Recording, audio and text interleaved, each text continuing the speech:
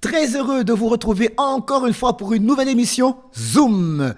Et pour avoir toujours et savoir ce qui se passe sur Zoom et partout en RDC dans le monde, eh bien, c'est simple. Abonnez-vous à votre chaîne Arsène Kamango TV.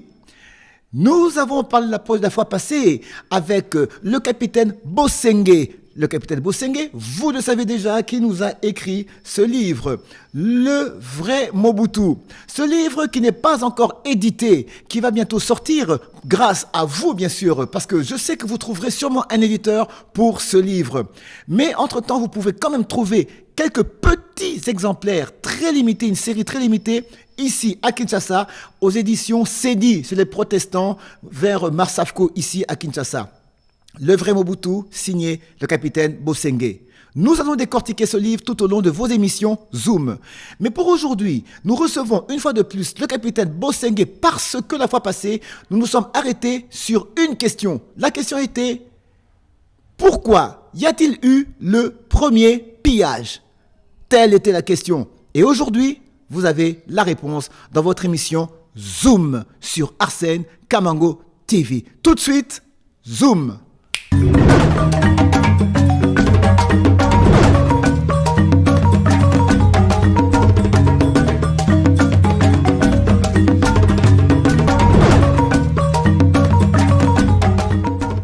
La fameuse question, d'où est venu le premier pillage? Une question pertinente. Le premier pillage, avant de répondre à la question du premier pillage, je dirais que c'est parmi les erreurs. Les erreurs. Bon, je commence à vous pas répondre. Le premier pillage a été le résultat d'une accumulation de frustrations au niveau de l'armée. Le mauvais langue disait que c'est Mobutu qui avait commandité ça. Mais Mobutu gagnait quoi en faisant le pillage? Puisque lui, son aura, c'était celui qui contrôle l'armée. Tout à fait. Les Américains, ils pesaient à cause de ça. Mais là, si son armée commence à faire des pillages, c'est que son aura diminue. Le Mobutu n'avait pas de raison pour faire des pillages. Les pillages, en fait, moi, mon ami, ça m'engage moi. C'est la conséquence d'une longue et assurée campagne d'intoxication de l'opposition à intoxiquer les militaires. C'est-à-dire? L'opposition politique. Oui. Vous souffrez, ils ont les pageros, les mouvanciers. Et puis, la goutte d'eau qui a fait déborder, c'est ils étaient payés.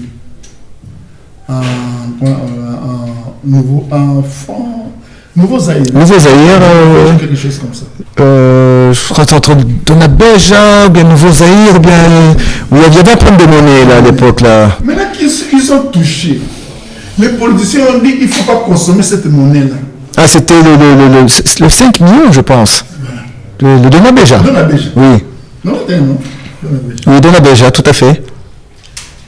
Voilà les problèmes. Déjà, les terrains étaient déjà minés, l'intoxication, ils donnent de l'argent aux mouvanciers, ils sont bien, ils ont des pageros. Mais attendez, mais si je me souviens très bien, le Donabège avait été démonétisé par Étienne Tshisekedi qui fut Premier ministre. C'était au Palais du Peuple même, je m'en souviens très bien. Tout est parti de là. Oui, il a dit, je déclare le bout de 5 millions démonétisé. Ils viennent de toucher ça. Je m'en souviens de ce jour-là, et là, ça me met la poudre au feu. Mais vous retrouvez, vous avez de l'argent pour faire quand même les marchés. Vous retrouvez que ce n'est plus cool, les gars. Faites quoi? Vous allez mettre les pieds. Donc ça veut dire que de ce côté-là, il y a eu... Ça avant d'en arriver là-bas.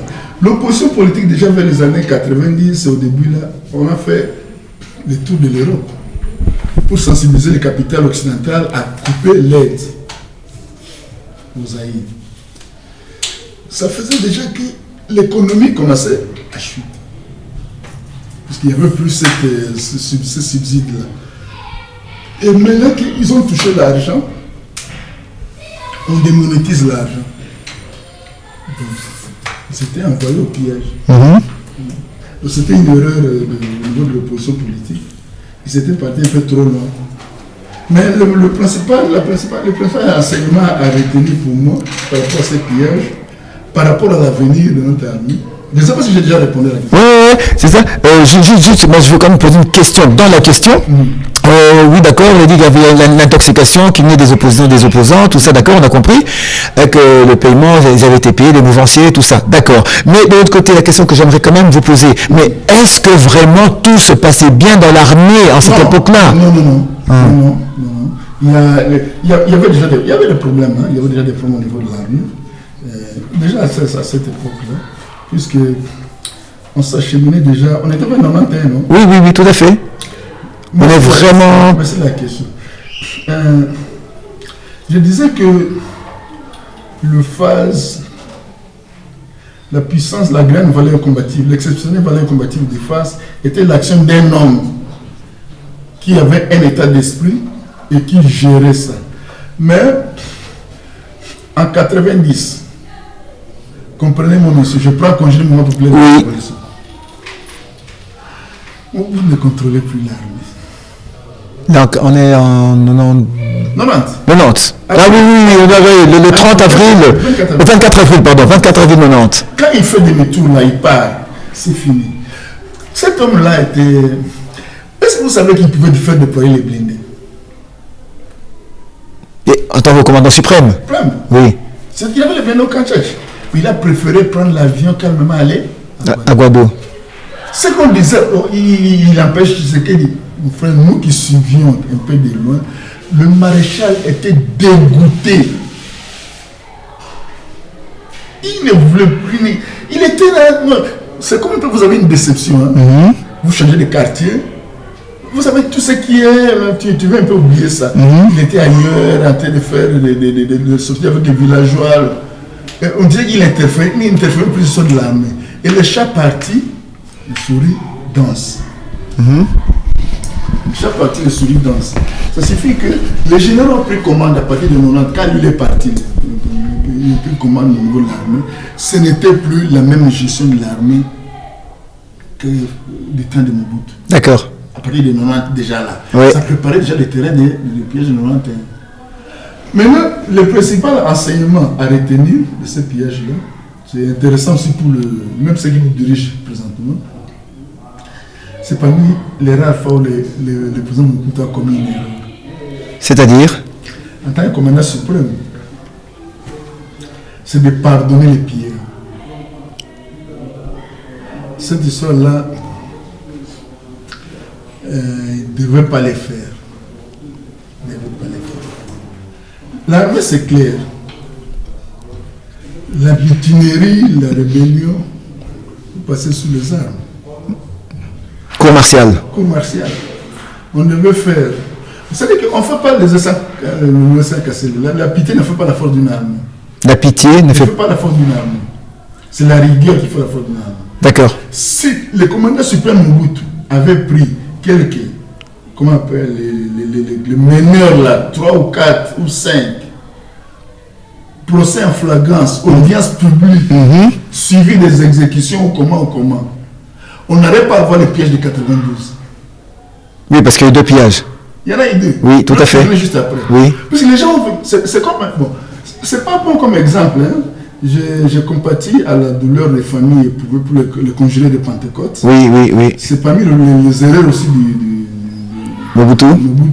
Il devait quand même, à mon avis, il devait gracier ces gens-là. Mais il ne l'a pas fait. Ça n'honore pas, C'est une tâche, oui. Une tâche dans le moubutisme. Hein. Oui. Ça, on doit le reconnaître. Mais néanmoins, il a eu l'effet qu'il recherchait. Il voulait frapper l'imaginaire pour dissuader. Et c'est comme ça qu'il a aussi, de 67, 70 jusqu'à le coup d'État ne sont venus qui veulent les 77, 70. Il est quand même un temps mort. Si le maréchal avait sévi l'auditorat militaire, les exécutions, on n'aurait pas à avoir les pièges des 92. Maintenant, la conséquence la plus fâcheuse, c'est quoi? Il n'y a pas de 201. Maintenant que le maréchal avait pardonné ça, ça a mené le deuxième pillage. Oui. On ne peut plus sévir. Ah voilà. La conséquence, c'est quoi? Maintenant, notre armée, chaque fois que les militaires se retrouvent en position où ils peuvent combattre, ou piller. Mais qu'est-ce qui est plus facile? Piller. C'est de piller et de se replier. C'est devenu une tradition qui est partie de là. Mais avant, ça n'existait pas. Jamais il y a eu des guerres de Jamais on a entendu que les militaires ont pillé. C'est devenu de quelque part. Et c'est resté jusqu'aujourd'hui. C'est devenu une coutume maintenant. Vous entendez même Bounaga, il regarde, il dit bon, c'est lié aussi aux conditions. Hein. Si je me fais blesser, est-ce que je serai soigné? Est-ce que ma famille, tout ça, ça pèse? Mais dire qu'aujourd'hui, nos militaires ont tendance facilement à céder au pillage qu'à combattre. Et ça, je reviens sur ce qui s'était passé à Brazza. Oui. Les héros ne pillaient pas. Les héros ne pillaient pas. Non. C'est pas qu'ils ne pillaient pas, ils pillaient. Mais leur chef ne voulait pas qu'ils pillent. Et quand ils pillaient, c'est-à-dire qu'en cachette, c'était pas autorisé. C'est pourquoi ils étaient efficaces.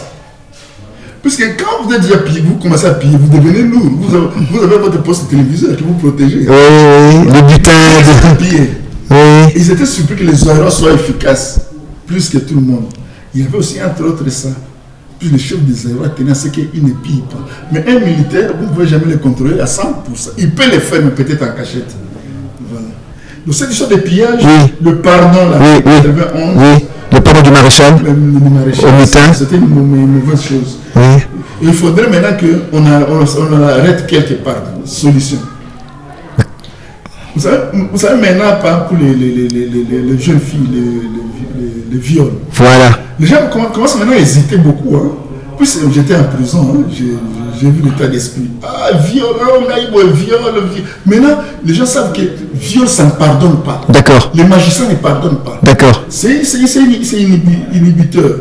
Oui. Ça inhibe quand même la criminalité. Oui. Il faudrait qu'au niveau de notre armée, on arrive vraiment à un coup là, à frapper fort.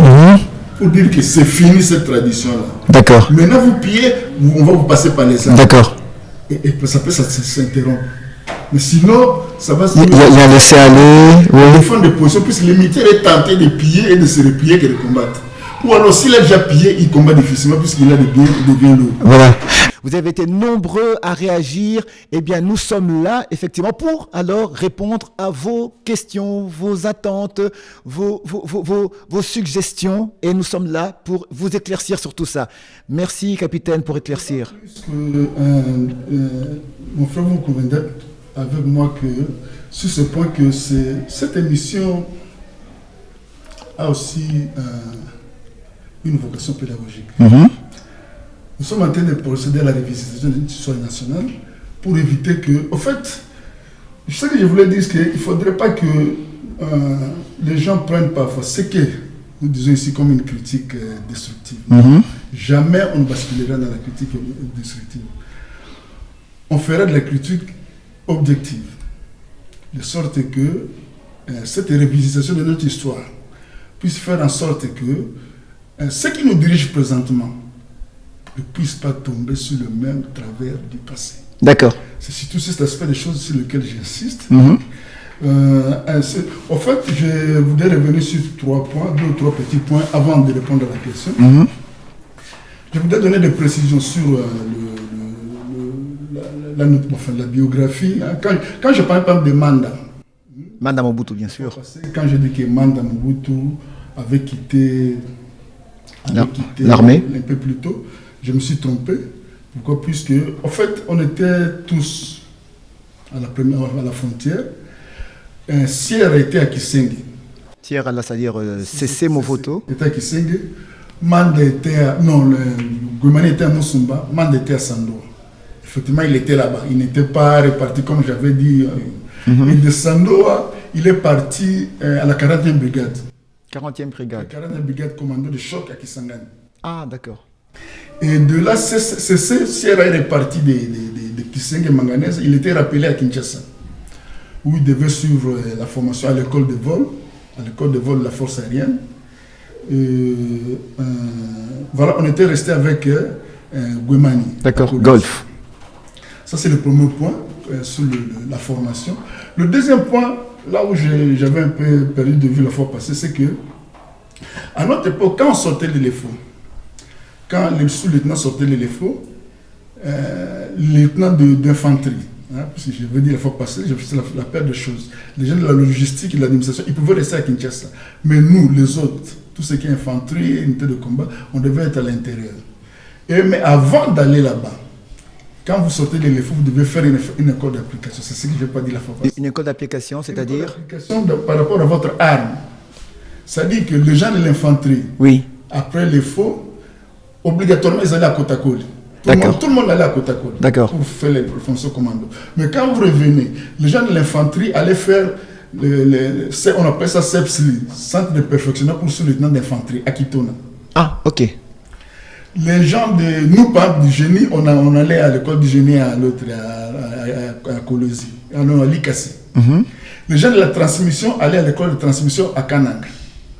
Et les gens de l'artillerie allaient à l'école d'artillerie à Kitona. Les gens de blindés allaient à l'école de blindés à Banzangungu. Donc, vous sortez de l'EFO, vous faites la formation commando, et vous ne commencez pas à travailler, vous allez à l'école d'application. C'est après l'école d'application que vous allez dans les unités. Maintenant, pour ce qui est des trois collègues, Manda et les autres. Dans Manda, Konga et Golf Wemani. L'école d'application. Le maréchal avait tenu que ce soit, ils fassent l'Israël. Ils ont fait la reconnaissance. Ça, c'était la volonté du maréchal. Oui. Ils sont partis là-bas pour faire la reconnaissance. Par après, je verrai que c'est pas par ça qu'il avait fait ça. En Israël. En Israël. Il prévoit déjà la reprise de la coopération avec Israël qui était interrompue. Et il prévoyait déjà ça. C'est comme ça qu'à leur retour, ils sont partis faire la reconnaissance. La reconnaissance, c'est le commando. D'accord. Ils ont fait ça en Israël. Donc ça, c'est l'aspect que j'avais perdu de vue. Et que tout le monde, après l'effort, devait faire une école d'application. Deuxième élément que j'avais perdu de vue, c'est que l'EFO vous donnait droit à un titre de chef peloton d'infanterie de l'armée et de gradué en sciences sociales. D'accord. Et ce qui a fait que, dans le futur, quand j'ai voulu continuer mes études civiles, je n'avais plus de temps, puisque j'avais déjà mon brevet de l'EFO qui équivalait à gradué. Et j'ai complété 2 ans. Ça fait Bac plus 5, l'équivalent de master. J'ai un master en sciences politiques. Ça, je ne l'avais pas dit. Ah, en sciences politiques. Ah, d'accord. Et ce qui fait que ça m'a permis d'aller en 3e cycle pour faire le diplôme de management de la paix, défense et sécurité. Ça, c'est bien important. Deuxième précision que je voulais donner par rapport à la fois passée, quand je parlais de l'exercice, j'ai dit que, à mon avis, oui, la trahison y est pour beaucoup dans ce qui mais il n'y a pas que la trahison. Là, on parle de l'armée, hein? Dans l'armée. Oui. Il y a surtout, j'ai parlé de problème de manque d'exercice. D'accord. Dans les exercices, j'ai parlé de manœuvres militaires, de manœuvres de batailles, de compagnie. Mais je devais aussi mentionner le fait qu'il y a ce qu'on appelle, en fait, les anglo-saxons disent physical training. C'est-à-dire que la préparation physique du soldat et de l'officier est journalière. Ah, d'accord, ok. Nous, à notre époque, c'était tous les jours. Les crosses matinales, surtout dans les unités de combat. Oui. Et mon frère Arsène, vous remarquez une chose, je reviens dans la critique objective, la construction. Vous remarquez une chose, que si vous prenez une photo des généraux de Mobutu, oui, vous verrez que ils sont... Les Boumoupla, comme on dit. Moi, je ne suis plus commando, mais regardez. Oui, physique, sportif. Ça vient de la formation. D'accord. C'est pourquoi je dis qu'il ne faut pas... Nous devons reconstituer notre puissance militaire. Ça, c'est l'objectif. Pour que notre État retrouve ce qu'il était, une force centrale, nous devons recommencer par reconstituer notre puissance militaire. Il faut corriger des failles au niveau de l'instruction, dans les unités. Il y a ce qu'on appelle les physiques, l'exercice. Bon, montez un peu le micro. La condition physique. Les militaires doivent s'habituer à se réveiller à 5 heures à faire les crosses.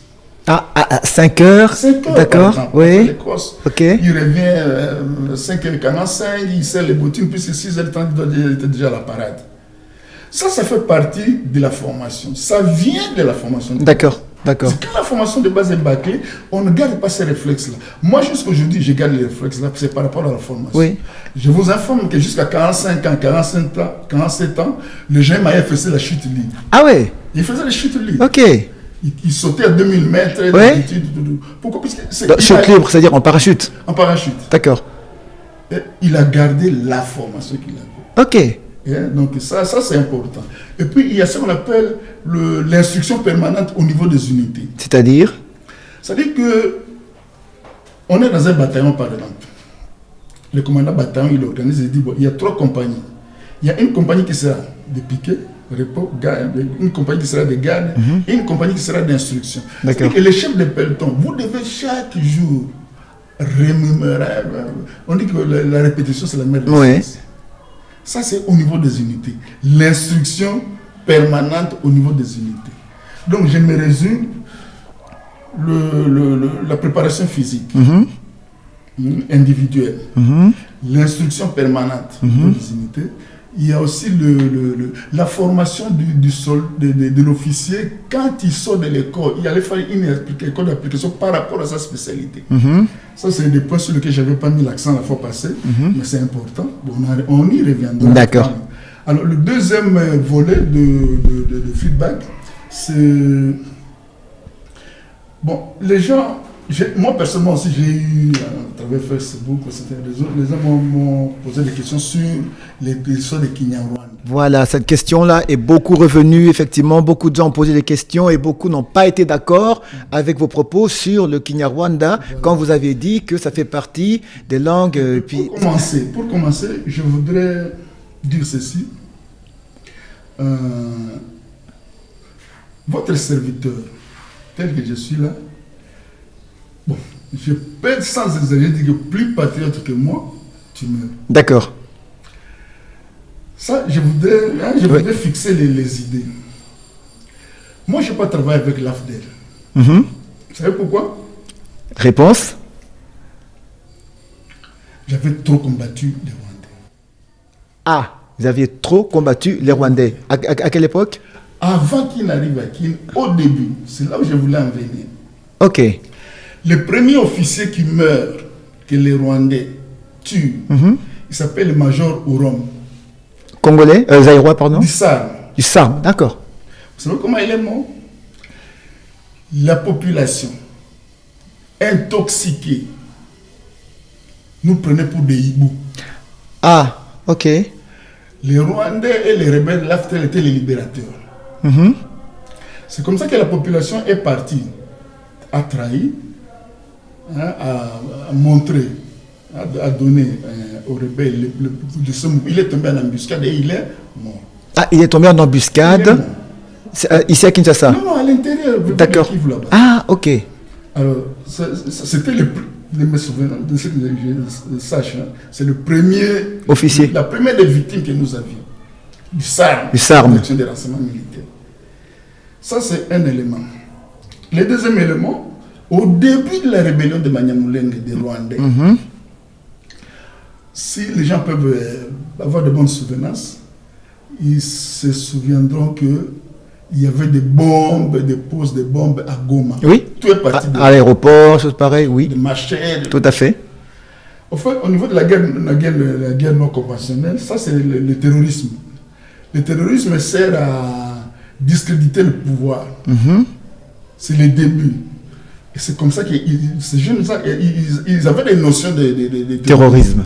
Ils appliquaient ça.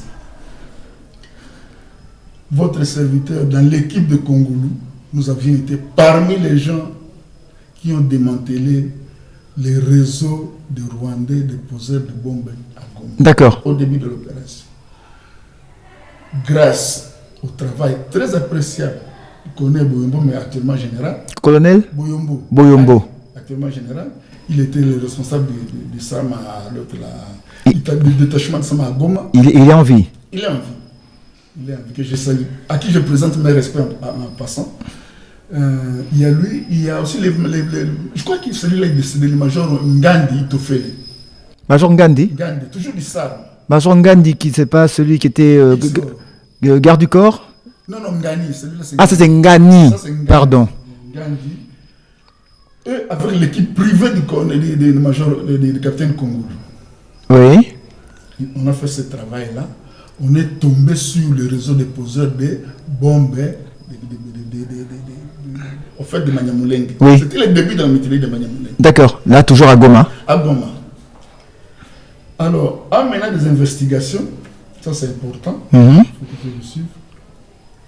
Ces gens-là, c'est ceux qui posaient les bombes à Goma là, ils se terraient, ils se cachaient chez le commandant de la DSP de Goma. Il se cachait chez le commandant de la DSP de Goma. Le commandant de détachement de la DSP de Goma. Les- Chez lui, dans son domicile. Les Rwandais. Les Rwandais là. Donc, déjà, c'est une trahison. On en reviendrait quand on parlait de la trahison de Général Maïe. D'accord. Ce qui est si Général Maïe a trahi, ce sont eux qui ont trahi.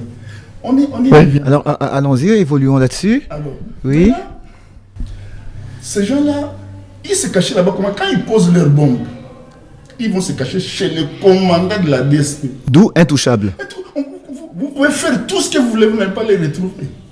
Et il fallait que Congolo s'y mêle pour qu'on aille les retrouver. D'accord. Et derrière Congolo, il y avait des gens qui prenaient des risques Oui. dans votre Dans vous-même. Oui.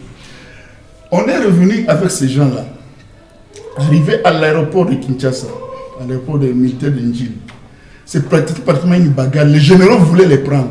Prendre les gens qu'on a arrêtés là. les Rwandais, Les Rwandais, les terroristes, oui, oui. les terroristes Banyamulenge. Les gens voulaient les prendre. Les gens de qui? La DSP, les généraux. Hein? Je me limite là-bas. Les généraux tels que la DSP, la garde, tout ce qui est comme au rang. D'accord. Ils voulaient les récupérer. Vous saurez pourquoi par après ils tenaient à les récupérer. Kongulu m'a donné les instructions avec Martin Passé. Il dit, Galilée, Scorpion, ces gens-là, ils ne doivent pas aller à la DSP, ils doivent aller au SARM. Ok. C'est comme ça que c'était pratiquement une bagarre à l'éopard avec le général. Non, il était encore le collègue. Pas Binene, Kinene ou quelque chose comme ça. On s'est disputé ces gens-là. Nous, on a exécuté les instructions de Kongulu. On les a récupérés avec Martin Passé. On est venu avec eux à Kitambo, au lieu qu'ils aient à la DSP. Donc, chez vous à la SARM. À Kitambo, SARM, à Kitambo. D'accord. Et c'est là où l'interrogatoire s'est passé. D'accord. Il y avait une commission pour les interroger. Dans cette commission, il y avait le colonel Gilbert Ngwanda pour la DSP. Celui qui doit rester en vie maintenant, c'est le major Baïbouana. Hein. Il doit être à Brazza ou quelque chose. Tout le monde est décédé. Baïbouana était là pour le compte de la DSP. Je crois que ça doit être le colonel Bateau pour le compte de la garde civile. Et moi, j'ai représenté Congo. Congolo. D'accord. Dans la commission, là, il y avait une commission. Alors, pendant les interrogatoires, l'un des terroristes, leur agent opérationnel s'appelait Belens. Il dit, il constate que moi je suis pour Congo. Il demande à l'assistant si on peut parler à deux avec lui. Ok. On s'est retiré avec lui, il dit, bon, tout ce que nous avons dit ici, c'est rien. Nous, on n'a pas de problème avec les maréchals. Mais comme vous travaillez avec les fils du maréchal, moi, je voudrais que vous puissiez nous trouver un rendez-vous avec le maréchal. Je vais lui dire un certain nombre de choses à dire. Ça, c'est l'un des terroristes. Les terroristes. Ok. Qui passe aux aveux. Derrière la maison. J'ai dit, mais vous pouvez me faire confiance. Tel que vous me voyez, c'est vous avez vu Congo. Mais pour que je dise à Congo que vous avez, il faut quand même que j'ai l'idée. Il dit, mon capitaine, je vais vous dire seulement deux choses. Il dit, la première c'était quoi encore là? Bon, bref, il me dit, le commandant région, le général qui commandait la région de Goma, il travaille avec les services rwandais. Il travaille avec les services rwandais. Benes m'a dit. Et on peut savoir qui c'était? Est-ce que vraiment... non. Mais les gens peuvent se souvenir, 96, qui était commandant région, d'accord. 4e région militaire. Là, on est en 96. 96. Oui. Je préfère ne pas citer son nom par respect, hein, par sa mémoire aussi, il n'est plus de ce monde. Ça, c'est un. Le deux, il m'a dit, nous, on a toujours son capitaine, bon, là, je peux encore citer, je peux quand même, son secrétaire particulier, le capitaine Maponda, on se croise régulièrement au service de renseignement des FPR à Gisenyi. Ok. Ça, c'est ce que je n'ai pas dit jusque-là, mais je préfère dire ça au chef de l'État. J'ai dit, ah bon. J'ai dit, vous pouvez voir mes assurances par rapport à votre vie. Moi, je vais faire part à Congo. Et j'ai dit ça à Dubaï, au Congo. Il était désemparé. Il dit, ah, il a compris maintenant pourquoi on voulait que les gens là aillent chez eux. À DSP. Il bâcle les lieux. Pourquoi? Puisque c'est lui qui est là-bas.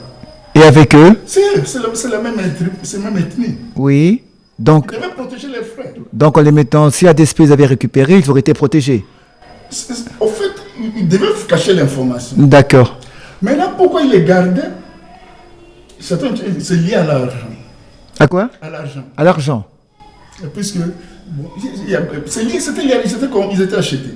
Ça, c'est ce que nous savions. Ceux de la DSP étaient achetés. Le haut rang là. Oui, les hauts rangs étaient achetés. Ça, c'est important quand on dit que Maïel a trahi, Maïel a trahi. Vous savez, ce livre, on a été de revisiter notre histoire nationale. J'avais dit, il y a trop de contre-vérités. Pardon.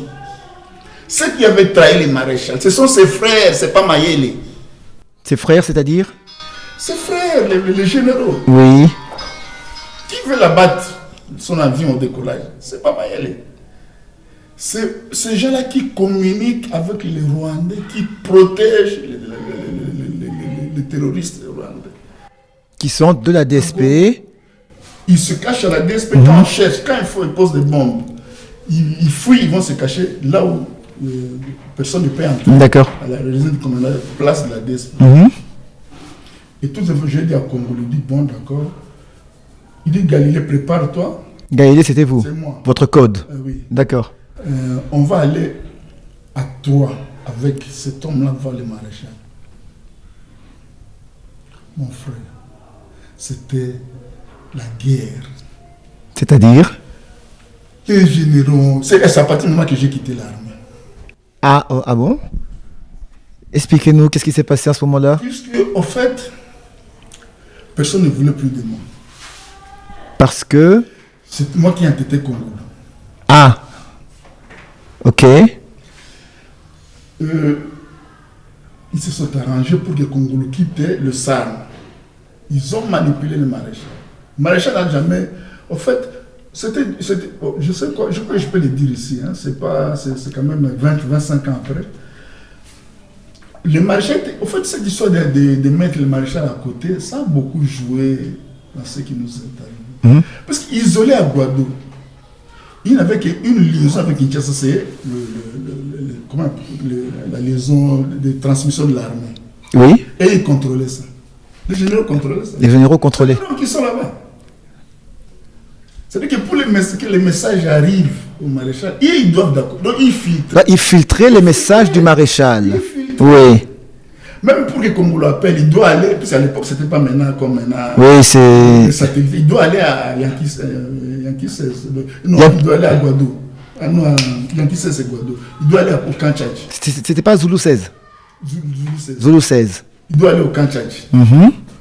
Pour appeler. D'accord. Maintenant, c'est eux qui contrôlent là-bas. C'est eux qui contrôlent là. Tous ceux qui avaient... Ça devenait très compliqué. Oui. Moi, j'essaie d'insister. Un vieux parmi qui nous servait, qui nous gardait, dit moi, dans un monde où on a dit Kambozo ni hotel melangwana, ozana bana na yo tika oboko la bango. Voilà comment le maréchal n'a pas pu avoir cette information-là. Que vous aviez. Que nous avions, que moi j'ai donné à Congoulou, que j'ai reçu des rebelles, qui pouvaient changer beaucoup de choses. Donc, on est encore avant le début de la rébellion. Donc on est avant l'entrée de l'AFDL. D'accord. C'est les précurseurs. Voilà un peu le niveau où votre serviteur s'est engagé pour défendre ce pays et prendre des risques pour combattre les Rwandais. D'accord. Il y a des gens qui vont dire, écoutez, à combien nous travaillons Rwandais, comme qu'on défend les Rwandais. Ce que nous on a fait, très peu de gens vont le faire. Et si les Rwandais arrivaient ici, beaucoup de gens là ils vont fuir, mais nous les Bossingos on sera là pour se battre. Ça, je voulais le dire. Quand l'AFDL est entré, vous comprenez pourquoi je ne pouvais pas travailler avec l'AFDL. Parce que nous, on était des ciblés. Donc déjà, avant leur entrée, ils savaient que le capitaine Bosengue, que tel, oui. Je vais donner un anecdote là. Bon, on m'a arrêté. J'ai plusieurs fois été arrêté depuis l'entrée de l'AFD. Cette fois-là, on m'a arrêté. On m'a amené chez le major Sayer de Ouar, à la cité de l'OIAIS. Et était présent dans la salle le colonel, il était la guerre civile, le colonel. Même celui qui est déjeuné imputé là. Et puis Louis nous là, je sais, ils étaient dans la salle. On m'a interrogé, on devait seulement m'arrêter, mais celui qui m'interrogeait, il dit, mais, je parle aussi sur elle, une partie qui s'engage, il dit, mais on me dit t'arrêter, mais je ne vois rien. Aucun motif? Bon, je dois quand même t'arrêter, puisqu'ils veulent... Si c'est l'ordre, oui. Et à la fin de la journée, on m'a amené au cachot là où il y avait le souterrain là, vers Régie des eaux. Alors, c'est la Régie des eaux ici? Oui, comme vous voyez, l'entrée Régie des eaux du camp Tchatch. Oui, Régie des eaux, oui. Sous Camur, oui, oui. D'accord. C'est Dieu. Alors, ma chance, c'est quoi? Quand on m'a mené là-bas, au même moment, il y avait des diamantaires, des Kassaïens qui avaient escroqué au major Sao de l'argent pour les diamants. Et à la fin de la journée, on m'a embarqué dans leur voiture pour nous l'amener au cachot. Comme c'était le vendredi, on devait nous retrouver, on le récupérer le lundi pour la suite des enquêtes. C'était ma chance. Quand je suis arrivé là-bas, j'ai été confondu avec les... Je me suis retrouvé parmi les diamantaires. Ah, d'accord. Avec ma corpulence, tous les gens me prenaient aussi parmi... Les Kassaïens, d'accord. Et on a trouvé des Rwandais là-bas. Au cachot? Dans les cachots là-bas, des Rwandais. D'accord. Et la première des choses qu'ils vous font, c'est de vous déshabiller. Ça c'est qui agissent comme ça? Les Rwandais. Les Rwandais? Ils contrôlent le camp Tchatch. Oui. La première chose que vous entrez, c'est de vous habiller. Vous savez pourquoi? Pourquoi? Pour regarder si vous êtes circoncis. Ah, d'accord. Si vous n'êtes pas circoncis, c'est que vous êtes out. Là, vous partez directement. Vous partez, c'est-à-dire? On vous tue. On vous tue? Parce que vous êtes out. Oui. Eux sont les Tutsis. Oui, out ou Tutsis. J'arrive, je suis déshabillé. Heureusement, avec les autres, on nous met ensemble. Pour eux, je suis parmi les gens qui ont des litiges de diamants avec le major Sam. C'était Dieu qui m'a sauvé. Maintenant, le lundi, le major Sam a envoyé son officier de liaison avec des gens. Il dit, mais donnez-nous l'homme de Congolo. Quoi? Il s'agitait, il dit, non. On m'a récupéré. Et c'était ça qui a motivé que je puisse fuir pour partir à Brazzaville. Parce que moi, je n'étais pas parti à Brazzaville. Donc, si je comprends bien, c'est cet événement-là. Je me suis dit, mais cette fois-ci, j'ai raté. Oui. Peut-être la prochaine fois, je ne serai plus. D'accord. Alors, ça, c'est pour dire que c'est ce qui a fait que je ne voulais pas travailler avec. C'est pour calmer les compatriotes qui j'ai vu comment vous commencez à défendre les Rwandais, Kinyarwanda, tout ça. On va y revenir. Mais je voulais dire que la fois passée, j'ai dit que moi j'ai fait le management de la paix. J'ai étudié le management de la paix. Management de la paix. Paix, défense et sécurité. C'était une discipline universitaire, je l'avais dit la fois passée. Oui. C'est à ce titre que les gens de la chaîne UNESCO m'utilisaient comme un expert. Maintenant, dans le management de la paix, il y a ce qu'on appelle, en fait, il y a 3 volets. Il y a la paix, la défense et la sécurité. La défense est liée au système de défense, gestion du système de défense. La sécurité est liée à la gestion des comités de renseignement. Mais la paix, excusez-moi, la paix, en fait, la paix, il y a ce qu'on appelle la culture de la paix et la résolution des conflits. C'est ça ce que nous apprenons. Mais moi, en tant qu'expert, mon frère Kamango, cher compatriote, ne comptez pas sur moi pour faire comme tout le monde. C'est-à-dire? J'étais des luttes dans les feux, ce sont des Rwandais, il faut ceci, il faut amener la guerre. Non, moi, je suis un expert, moi, je suis un spécialiste. S'il y a la guerre ici contre les Rwandais, croyez-moi, beaucoup, on s'est retrouvés à Brazza.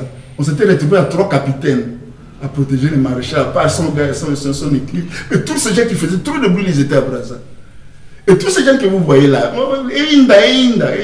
c'est pas sûr que quand il y a des problèmes, ils seront ici. Et nous les autres, qui habitent Boara. Donc voilà à peu près les positions que je voulais donner. Concernant comment des propos sur le Kinyarwanda, voilà que... Je rassure les gens Oui. Plus patriotes Oui. que Faustin Bosségué, tu meurs.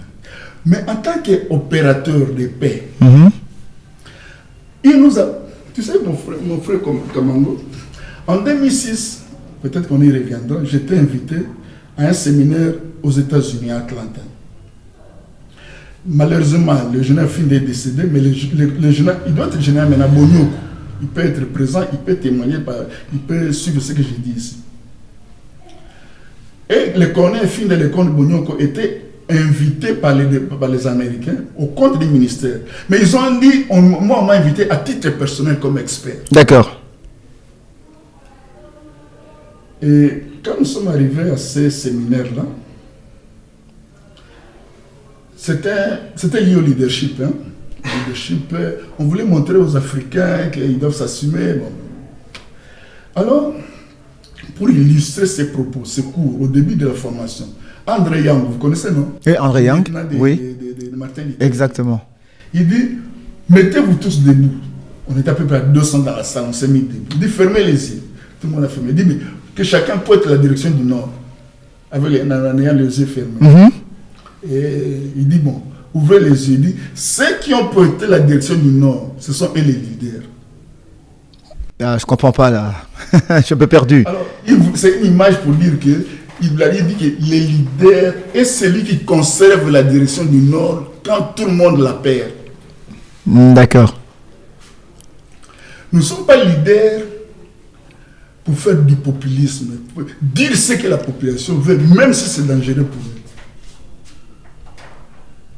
Nous sommes leaders pour amener la population à comprendre que, attention, donc nous sommes leaders pas pour attiser le feu. Puisque, écoutez, la paix, telle que nous on a appris au niveau du management de la paix n'a jamais été un acte ponctuel. Nous pouvons aujourd'hui avoir des avions, des chars, nous battons, nous récupérons Bunagana. Nous neutralisons tout. Mais ce n'est pas une garantie pour la paix. La paix est un processus. La paix ne vient pas de l'armistice puisque celui-là a perdu. Mais on en a vu plusieurs fois. Prenons le cas du Rwanda. Il y en a qui ont gagné, il y en a qui ont... Mais jusqu'à aujourd'hui, ça continue. En 1959, les Tutsis étaient tués, non? En 1974, ils étaient tués, non? Mais qu'est-ce qui s'est fait à l'est de la guerre de 1996-97? Et aussi, ils sont venus. Génocide. Donc, au fait, la paix tient surtout de la culture de la paix, amener les gens à vivre, à apprendre à vivre ensemble.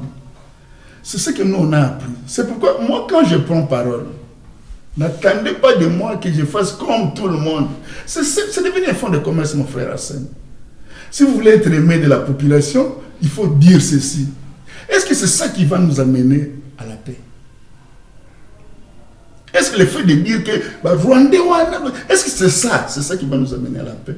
Non, ce qui va nous amener à la paix d'abord, c'est de restructurer notre système de défense, de devenir cette puissance militaire que nous avions. Restructurer notre système de défense, donc l'armée. L'armée, redevenir cette puissance militaire, puisque le professeur Paul Claval dit que, c'est un théoricien de stratégie, il dit que la paix n'est que le résultat de l'effet dissuasif que l'armée d'un État exerce sur ses potentiels agresseurs. Pour que nous puissions avoir la paix en face des Rwandais, ils doivent perdre notre armée. Il faut partir de là. Ce n'est pas le fait de crier, il faut ton son avion, il faut ton... C'est pas ça. Ce qui nous amène la paix, c'est la culture de la paix, que les élites comprennent que personne ne gagne dans la guerre. Et puis toute guerre se termine toujours dans cette table de négociation. Mais si vous pouvez aller directement sur... Vous pouvez épargner des vies humaines. Là, je suis en train de parler comme un opérateur de paix, un spécialiste de questions de management de la paix, défense et sécurité. Alors, je vais revenir maintenant, je vais chuter sur le Kinyarwanda. Beaucoup de gens... La grande question. grande question. Comment est-ce que le Kinyarwanda est... Bon, je vais revenir aussi ce que je vais dire hier, la fois passée, avec beaucoup plus de précision. Espérons que les gens vont le comprendre. D'abord, je dis, il faut éviter d'établir une identité entre Banyarwanda et Tutsi. D'abord, ça c'est une erreur.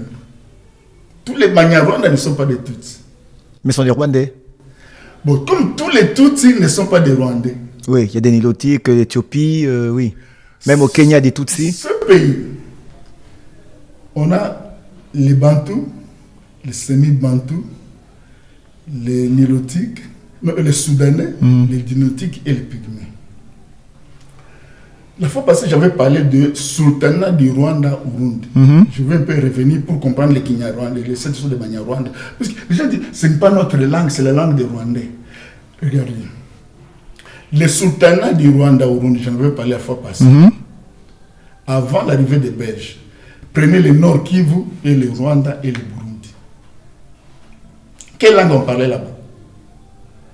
C'est pas le Kinyarwanda. Il n'y avait que le Kinyarwanda à cette époque-là? Non, ça dit que leur langue, c'est la langue de Rwanda. Kinyarwanda veut dire que... Oui, qui vient du Rwanda. Voilà, qui vient du Rwanda. Voilà. C'est comme le dit le mot Kinyarwanda. La langue de Rwanda. Oui. Du Rwanda. On ne dit pas Kinya-Congo, non, c'est Kinyarwanda, ça vient du Rwanda. Voilà, oui. C'est leur langue. Oui. Maintenant, qu'est-ce qui se passe? En 1908, quand, en fait, c'est en 1908, quand le Congo devient... Oui. Le roi Baudouin. Le roi Léopold. 7, oui. En 1908, le roi a pris un décret demandant aux populations de se déterminer par rapport à la nouvelle frontière.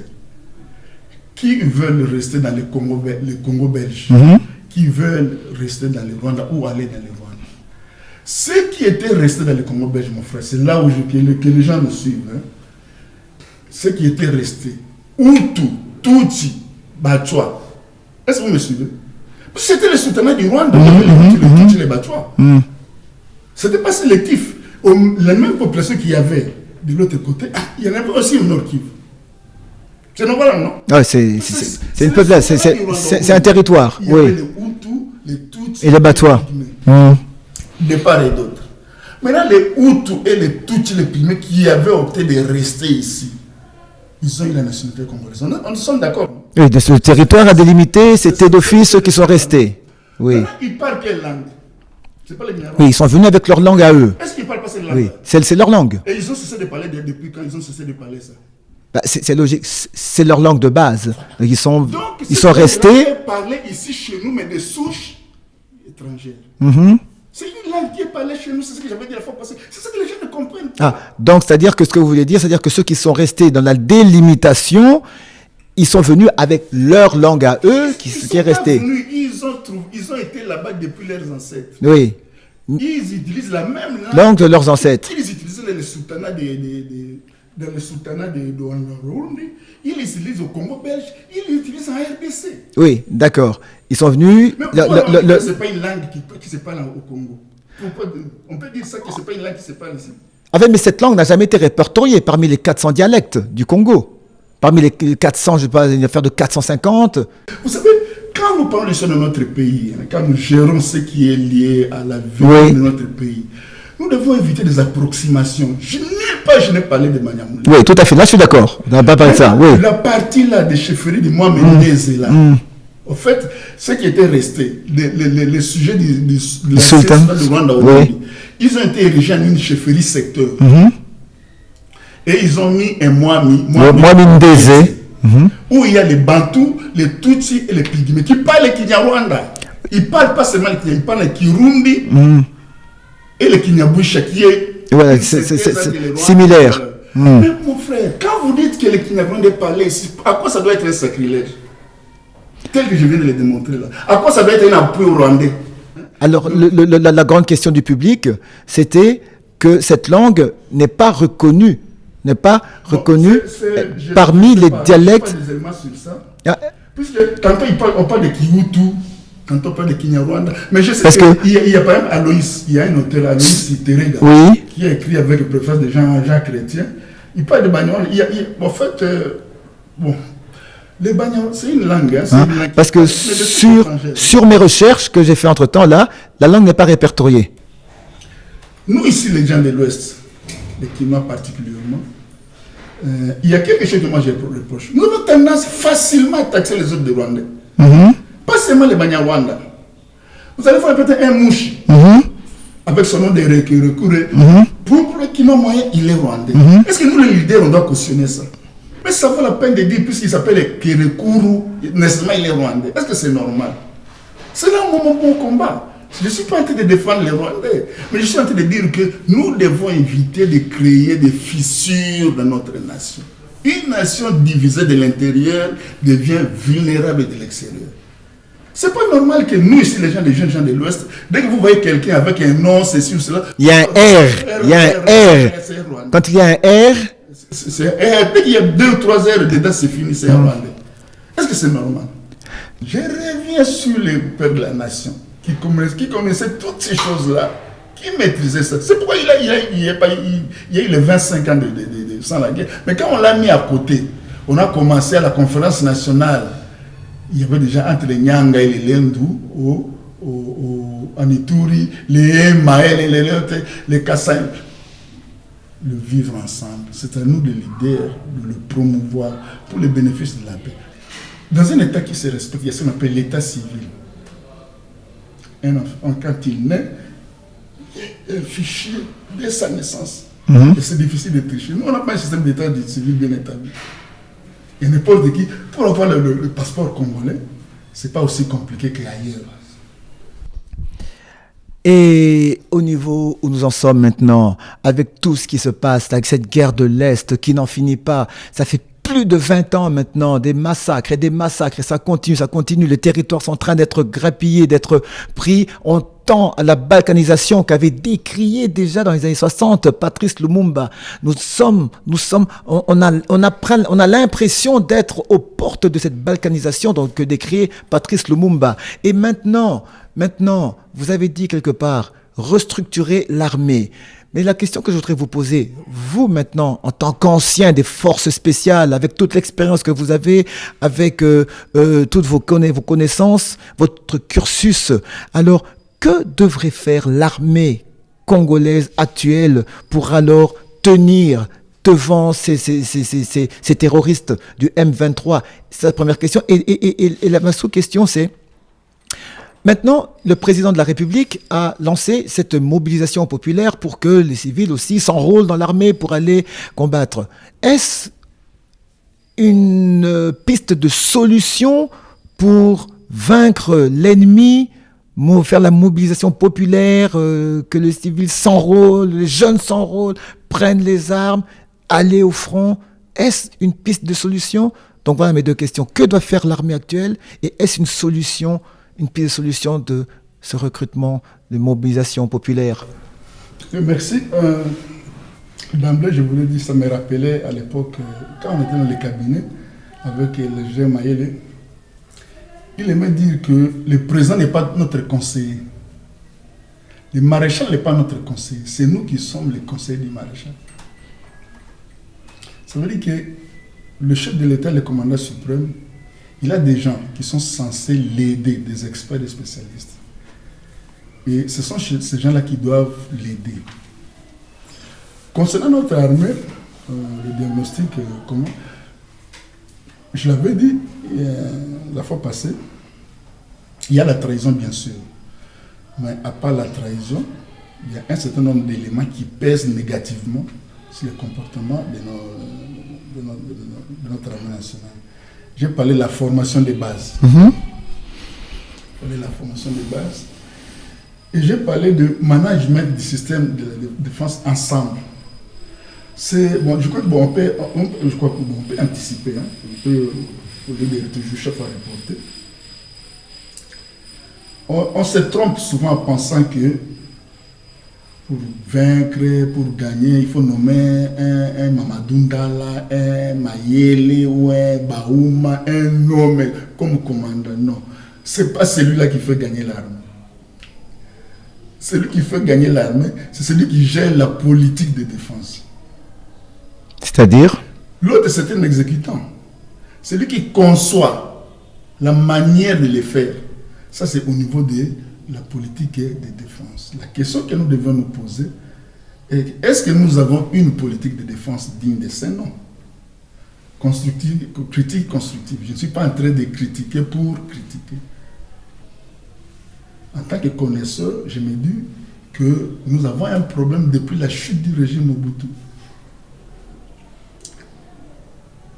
À mon humble avis, on n'a jamais eu de politique nationale, une politique nationale de défense cohérente. Jamais. Depuis la chute du régime, il y a des improvisations. La chute du régime Mobutu. Il y a toujours des improvisations. Par exemple, je vais donner un exemple. On va arriver à la politique, mais on est en train de circoncire le cadre. Par exemple, en 2003, il y a eu ce qu'on appelle le plan national DDR. Démobilisation, désarmement et réinsertion. Avant que le plan national ne soit mis en marche, on avait déjà procédé au DDR à Ituri. Avant qu'il soit mis en marche. En marche. Donc c'est parti avant. Avant. C'est-à-dire que ce n'est pas cohérent. De deux. Entre-temps, on avait déjà, le ministre Ondekan avait fait un voyage en Belgique où il a amené des Belges pour venir former les gens qui s'engagent. Oui, je m'en souviens. Ensuite, on était dans les brassages, les mixages. Oui. Sur base de quelle politique? On n'avait pas une politique de défense cohérente. On faisait de l'improvisation. Or, quand on est là, en fait, c'est ça la navigation à vue. Quand on est dans la navigation à vue, on est exposé à des erreurs, des doubles emplois, des perpétuels recommencements. Et c'est ce que nous vivons depuis 2003 jusqu'à aujourd'hui. Vous voyez, on revient sur le recrutement que le chef de l'État a lancé maintenant. Et c'est une première. Ce n'est pas une première. On se rappelle avec Mouzé. Avec Mouzé, tout à fait. Si, si. Est-ce que les conseils du chef de l'État, je pense que c'est mieux de commencer par les commencements. On ne peut pas construire une maison par la toiture. Il faut commencer par la fondation. Donc nous, on devrait commencer par évaluer tout ce que nous avons comme problème dans l'armée, les ramasser tous. C'est ça qu'on appelle les profils des menaces. Qu'est-ce qu'on a comme problème de sécurité au niveau de l'armée, au niveau des frontières, au niveau des voisins? On dégage ce qu'on appelle... Là, on est dans le management de la paix, le management de la défense et sécurité. On dégage ce qu'on appelle un profil de la menace. Voilà les problèmes que nous avons. Maintenant, il faut trouver des solutions à ces problèmes-là. Et le solutionnaire là, c'est ça la politique de défense. Mais pour passer de l'évaluation du profil de la menace à la politique de défense, il y a des étapes intermédiaires. Nous devons définir une stratégie de sécurité nationale. Nous devons redéfinir notre doctrine militaire par rapport au contexte. Puisque, à l'époque, jusqu'à 90, la prédominance des guerres était des guerres classiques entre les États. Oui. Mais depuis 90, vous avez le chute du mur de Berlin, c'est surtout des guerres asymétriques. Oui. Mais nous, on continue à garder la même doctrine militaire de l'OTAN. On est D'accord. déphasé. C'est pourquoi les gens envoient des Yana, ils pensent que les avions... Non, on ne combat pas une rébellion primaire avec des avions et des hélicos. Et qu'est-ce qu'il faut? Il y a des techniques appropriées. Entre autres? Par exemple, il faut combattre les rebelles au fait, ce qu'on appelle les opérations en souplesse. Non, je comprends rien du tout là. Excusez-moi. Opération en souplesse, qu'est-ce que c'est? J'ai déjà eu à faire ça dans un pays voisin. Je ne veux pas aller dans les détails. J'étais avec les généraux de ce pays-là, un pays africain, pas nécessairement voisin, un pays africain. J'étais avec les généraux. Ils m'ont dit, on est là avec les Angolais, les Maliens, ça tourne, on va, on rentre, jamais on a... J'ai dit, mon général, ils sont en vie. Hein, donc, dans un cadre restreint, oui. J'ai dit, mon général, à partir d'aujourd'hui, est-ce que vous voulez me suivre ce que je vais vous dire? Et ce que je vais vous dire, je vais vous demander de faire. Nous le faisons. Si 6 mois après, on n'a pas un résultat, moi j'ai démissionné. D'accord. Et aujourd'hui, à partir d'aujourd'hui, tout ce qui est hélico, mettez ça vraiment de côté. Ok. tout ce qui est blindé, mettez ça de côté. Ok. Tout ce qui est Yana, les meilleurs de Staline, mettez ça de côté. Ils ont dit, mais comment vous allez faire? Non, mais ça de côté. Vous savez pourquoi? Les rebelles, ils sont sur le terrain. Mais, en fait, par exemple, les Yana, le Staline, oui. c'est pas moins de 20 km de portée. Mais quand, mon frère, quand vous tirez à 20 km, qu'est-ce que vous voyez? Vous visez qui? À 20 km. Vous avez fait des calculs, non? Oui. Voilà, ici, c'était le point. Okay. Parce qu'à ces moments précis qui sont là, ce sont des civils. Parce que quand les rebelles ont entendu le bruit, ils savent ce que c'est. Oui. Ils sont dans des abris aménagés. Et ce sont les civils qui sont distraits qui seront. Et ça peut partir comme ça des années, on n'aura pas un résultat. Maintenant, j'ai dit ça au Congolais. J'ai dit blindé, hélico, blindé, hélico, tout ça, mettons ça de côté. D'accord. On va maintenant commencer à faire comme eux, des opérations en souplesse. C'est-à-dire que vous avez des armes légères, vous allez, vous les surprenez. D'accord.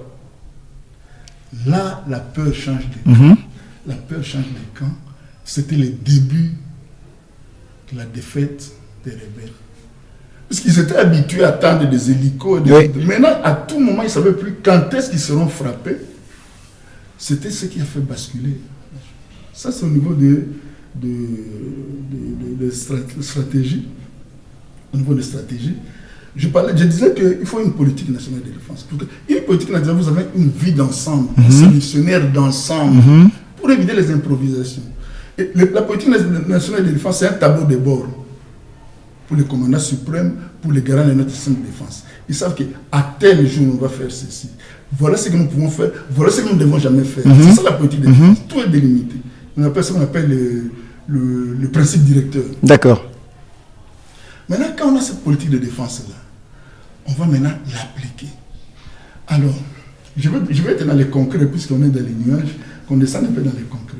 Oui. Au niveau de la politique de défense, par exemple, il y a des concepts. Il y a le concept de rationalisation de la défense. Je vais vous expliquer. Et puis, conversion de la défense. La rationalisation de la défense, c'est un principe de management de la défense qui veut que on doit toujours chercher un juste milieu entre les moyens de l'État, les moyens du budget de l'État, les capacités budgétaires de l'État, les missions de l'armée et les effectifs. Il faut chercher un juste milieu. D'accord. Quand vous avez 30 sentinelles, à qui vous payez $10, ils seront sauf à stresser. En train de jouer au PMI, d'appeler un tel pour envoyer à la maison. Mais si vous avez 3 sentinelles à qui vous payez $100 chacun, vous êtes mieux protégé que d'avoir 30 sentinelles à qui vous payez $10. Oui. C'est ça le juste milieu. D'accord. Les missions. Alors, quand on a 300 millions, par exemple au niveau de l'Est, c'est là où je voulais en venir. Ce n'est pas un secret de défense. Je voulais d'abord ouvrir une parenthèse. Puisque les gens risquent de dire, mais vous commencez à exposer l'histoire de la défense au niveau de... Non, ça c'est dépassé. Aujourd'hui, si vous allez sur Internet, vous allez avoir la stratégie de sécurité des États-Unis. Oui. Vous allez savoir même le nombre d'armes qu'ils ont. Donc, en fait, avec le nouveau paradigme de la sécurité humaine, des auteurs comme Susan Berry, Ken Booth, ont trouvé que, en fait, la sécurité était devenue un domaine de l'État qui est source des abus. D'accord. L'État s'est tellement défendu qu'il est devenu une menace pour la population, pour l'homme. Donc il faut maintenant associer l'homme à la gestion de la sécurité. D'accord. Et maintenant, pour associer l'homme, il faut que la société civile soit impliquée. Et là, je suis en train de parler en tant qu'au niveau de la société civile, au niveau de la chaire UNESCO. C'est comme ça, sur d'autres cieux, la société civile réfléchit sur les questions sécuritaires. Au niveau des universités, c'est la société civile. Et vous avez Centre d'études stratégiques de Washington, c'est de l'Université à Londres, Centre d'études stratégiques de Wills School of Governance à Djobourg. D'accord. Et nous ici, on s'est battu avec le professeur Mungara pour avoir les centres de la chaire UNESCO de l'Université de Kinshasa. Malheureusement, ils ont détruit ça à cause des règlements personnels. Et ça n'existe plus. Ça n'existe plus. Voilà, malheureusement. Voilà, donc la réflexion sécuritaire sur notre cieux, pas des milliers d'universités dans la société civile, pour être récupérée par l'État. Donc la sécurité est devenue un domaine de collaboration entre l'État, la société civile, les universités, les ONG et la classe politique. Donc on ne peut plus cacher. Donc si aujourd'hui, ce que je dis là, au de la défense, que ce que le profane ne prend pas, il a non, ça c'est dit, vous suivez, non? Bien sûr, c'est un secret pour personne. Prenons les cas précis de l'Est. C'est là où je ne veux pas trop prendre le temps. Théoriquement, on a 10 000 hommes. Théoriquement, on a 10 000 hommes. Sur le terrain, oui. Sur le terrain. D'accord. Mais ils peuvent être moins ou plus, mais c'est de 10 000 hommes. 10 000, oui. Mon frère, c'est comme Arsène, vous savez que c'est contre-productif. C'est-à-dire? C'est comme on a 10 sentinelles qu'on paye 10 $ chaque. D'accord. Ok. Quand on a 10 000 sur le terrain, je vais repartir sur notre histoire militaire. L'élément de manœuvre par excellence de notre armée, c'est un bataillon. On n'a pas, à part l'armée américaine et l'armée peut-être les Russes qui déploient des brigades. En Afrique, il n'y a aucun pays qui déploie une brigade. D'accord. Parce qu'on n'a pas cette logistique-là. On est habitué à combattre par des bataillons. Des bataillons. Bataillons. Ok. À la guerre de Chaba, il y avait un bataillon, la compagnie de Bolongakoy, la compagnie de Bossang, c'était un bataillon. Quand les Gémaïs récupèrent Colosie, en 2017, bataillon, on s'entend un bataillon Léopard. Bataillon Héros, c'est un bataillon. Quand on envoie les phases en intervention Moyen-Orient 71, premier bataillon d'infanterie. D'accord. Quand Mbouza Mabé démystifie la légion libyenne de Kadhafi, c'est 411e bataillon un bataillon. D'accord. Quand Mayele ridiculise James Kabarebe à Gabiru à 10 km de Rwanda, c'est un bataillon. D'accord. Mais puisque notre élément de manœuvre par excellence, c'est un bataillon, mais pourquoi avoir 20 bataillons? C'est comme une équipe de football, c'est 11 joueurs. Oui. Mais vous faites une délégation de 220 joueurs. Mais l'argent là. Ouais. Maintenant, les juste milieu, c'est quoi? C'est que, comme notre élément de manœuvre, c'est un bataillon. Et regardez, même quand les Ougandais sont venus, ils ont un bataillon. Même quand les gens viennent, mais comme si vous regardez même les Kenyans là, si vous faites attention. Oui, le Kenya qui vient d'arriver. Faites attention, je mets l'information, mais ça doit être autour d'un bataillon. D'accord. Maintenant, l'élément de manœuvre, c'est les bataillons. Mais à quoi ça sert d'avoir des brigades? On peut avoir 3 bataillons. Un qui est déployé, un qui est de réserve, et l'autre qui est... Et quand on a 3 bataillons, c'est qu'on a à peu près 2000 à 2500 hommes.